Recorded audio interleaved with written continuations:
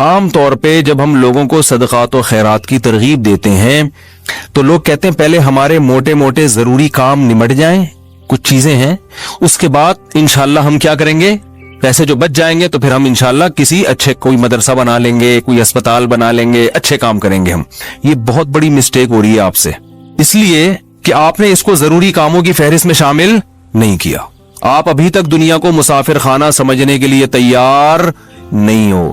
یہ ضروری کام سب سے پہلے ہونا چاہیے، کیونکہ موت کا کوئی بھروسہ نہیں ہے، اور آخرت کے لیے صدقہ جاریہ کہ آپ کا کوئی ایسا اکاؤنٹ کھل جائے جو آخرت میں آپ کے کام آئے۔ کوئی ہسپتال بنا دیا، کوئی مدرسہ بنا دیا، کوئی کنواں کھدوا دیا، یتیم خانہ بنوا دیا، یا یتیم خانے کے ساتھ تعاون کر دیا، یا کسی گھر کو پراپر بیس پر آپ نے کوئی بھی جو وہ تو بہت سارے مصارف ہیں نا۔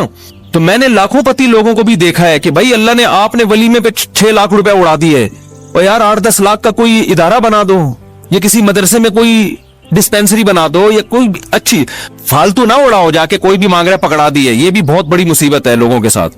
اب جیسے وہ عرب کا جو شیخ ہے نا، جو اس بھکاری اس کے ماں باپ کو دعائیں دے رہا تھا اور یہ پیسے دے رہا تھا، تو میں اس عرب کے پاس ہوتا، میں کہتا آپ صدقہ کریں، مگر ایسے ہی نہیں کسی کو پکڑانا شروع کر دیں، کیونکہ اس سے جو مستحق ہوتے ہیں ان کا حق مارا جاتا ہے۔ آپ یہ دیکھیں کہ یہ واقعی مستحق بھی ہے یا نہیں ہے، ورنہ وہ کوئی بھی دعائیں دے کے پیسے نکالنا شروع کرے گا، نکالو ٹھیک ہے، اس کا جذبہ اچھا تھا، اللہ کرے اس کے ماں باپ کی مغفرت ہو گئی ہو، لیکن اصول جو شریعت نے بتایا ہے کہ پیسہ اللہ کی بہت بڑی نعمت ہے، اور نعمت کو ضائع کرنے کی اجازت نہیں ہے۔ بہت سوچ سمجھ کے آپ نے خرچ کرنا ہے کہ مخلوق کو فائدہ زیادہ سے زیادہ ہو۔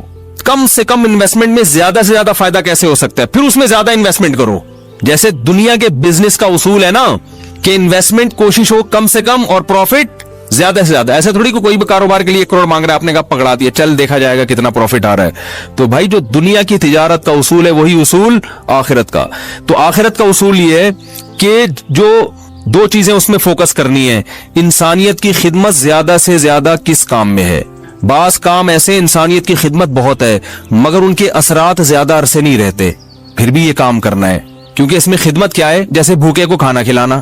اب ایک آدمی کے پاس کھانے کے پیسے نہیں، علاج کے پیسے نہیں، تو مر جائے گا بیچارہ، بھوک کی تکلیف کون برداشت کر سکتا ہے۔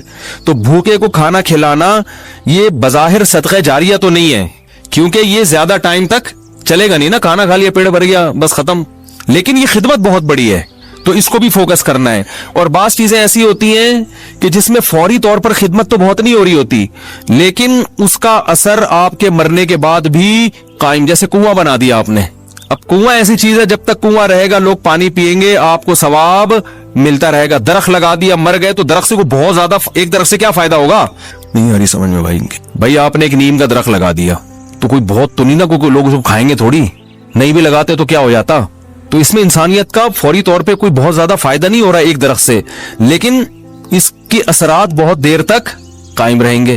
یعنی آپ مر بھی گئے تو درخت کے نیچے کوئی بھی چھاؤں لے گا، درخت آکسیجن سے فائدہ پہنچائے گا، چرند پرند اس سے کھائیں گے۔ تو آپ صلی اللہ علیہ وسلم نے فرمایا، صحیح مسلم کی حدیث ہے، جس نے درخت لگا کے مر بھی گیا تو جب تک درخت رہے گا اس کو ثواب ملتا رہے گا۔ تو اس میں فائدہ تو کم ہے لیکن دیر پا ہے، مرنے کے بعد بھی یہ عمل چلتا رہے گا۔ تو ان 2 قسم کی چیزوں کو فوکس کرنا ہے، اور کچھ چیزیں ایسی ہیں جس میں جسمانی فائدے کے ساتھ دینی فائدہ بھی ہے، جیسے دینی مدارس کو سپورٹ کرنے کا فائدہ کیا ہوتا ہے، غریب طلبہ کو کھانا بھی ملتا ہے، علم بھی ملتا ہے، وہ عالم بن کے دنیا میں کام کرتے ہیں۔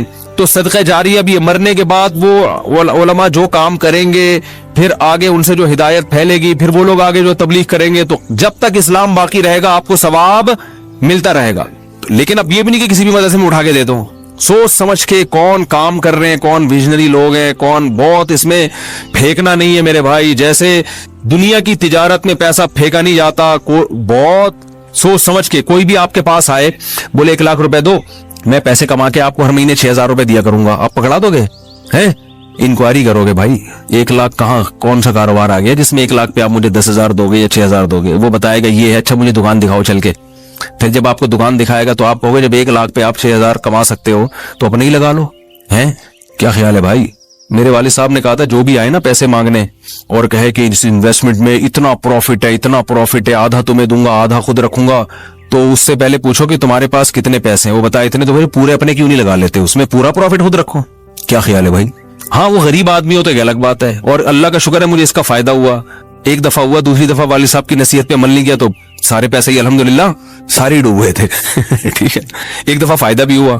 ایک صاحب جو ایک بڑے پوش ایریا میں رہتے تھے, میں چونکہ اس ایریا کا نام لوں گا تو کہیں ایسا نہ وہ سمجھ جائیں, لیکن قصہ پرانا ہو گیا وہ نہیں سمجھیں گے, پھر بھی احتیاط یہی ہے کہ نام نہ لیا جائے. مالدار علاقے کے تھے, مجھے کہنے لگے کہ میں یہ کاروبار کرنا چاہتا ہوں.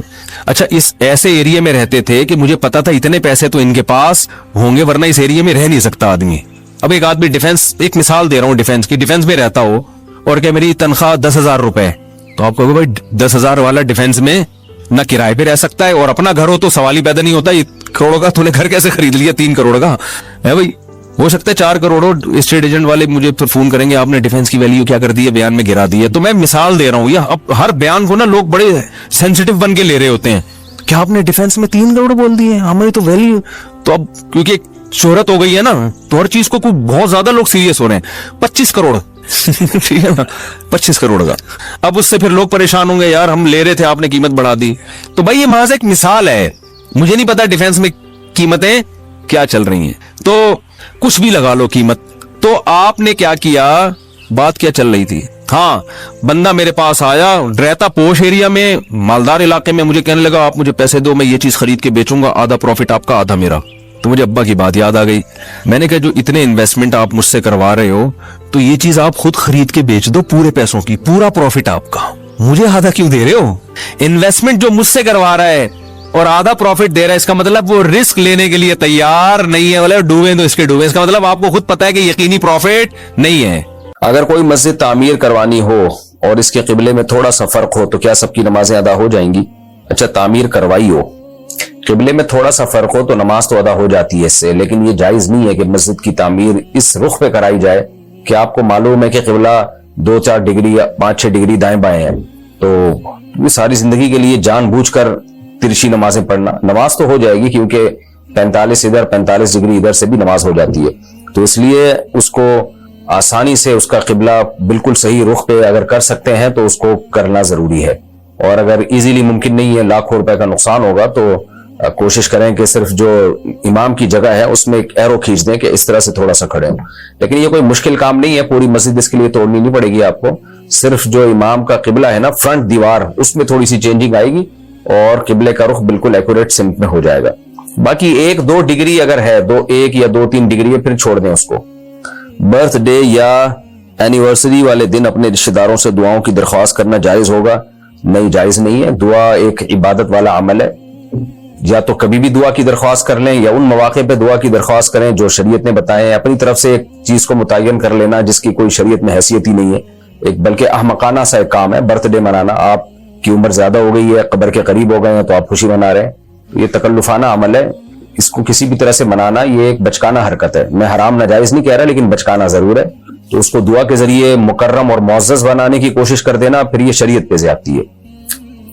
ظہر کی نماز سے پہلے اگر 4 سنتیں چھوٹ جائیں تو کیا ان کو دوبارہ پڑھنا لازم ہوگا؟ جی ہاں, اگر ظہر سے پہلے کی 4 سنتیں چھوٹ گئی ہیں تو ظہر کے بعد پڑھنا ضروری ہے. ضروری اس سینس میں کہ سنت موقدہ ہے, کوئی واجب نہیں ہے, لیکن تاکید ہے. جو سنت موقدہ نہیں پڑھتا وہ شخص قابل ملامت ہے. کبھی کبھار رہ جائے تو ایک الگ بات ہے. تابوت میں رکھ کر میت کو دفنانا کیسا ہے؟ بلا وجہ تابوت میں رکھ کے میت کو دفنانا جائز نہیں ہے, کیونکہ ہر قوم میں میت کو دفنانے کا ایک مخصوص طریقہ ہوتا ہے, ہر مذہب میں ہوتا ہے. تو اسلام نے بھی ایک مخصوص طریقہ ہمیں بتایا ہے, اس طریقے سے آپ ہٹ نہیں سکتے. اب اگر کوئی کہے کہ اسلام نے یہ کہا ہے کہ تابوت میں نہیں دفنا سکتے, تو بھائی اسلام نے تو یہ بھی نہیں کہا کہ جلا نہیں سکتے, اسلام نے تو یہ بھی نہیں کہا کہ اس کو گدھ کے آگے نہیں ڈال سکتے. اسلام نے جب ایک مخصوص طریقہ بتا دیا تو اس کا مطلب یہی کرنا پڑے گا, اس سے ہٹنا ٹھیک نہیں ہے. جہاں مجبوری ہو تو ایک الگ بات ہے. نارملی تابوت میں دفنانا خلاف سنت ہونے کی وجہ سے غلط ہے, لہذا جیسے مسلمانوں میں دفنانے کا رواج چلا آ رہا ہے اسی طرح سے دفنایا جائے گا. ضرورت کے حکام الگ ہیں, میں نے بتایا, جیسے ضرورت ہو تو ایک الگ بات ہے. برہان صاحب, وتر کی نماز میں اگر دعائے قنوت پڑھنا بھول جائیں تو کیا کریں؟ سجدہ صاحب کریں اگر دعائے قنوت پڑھنا بھول گئے تو. اسلام 360 ایپ کے بارے میں کیا حکم ہے؟ اسلام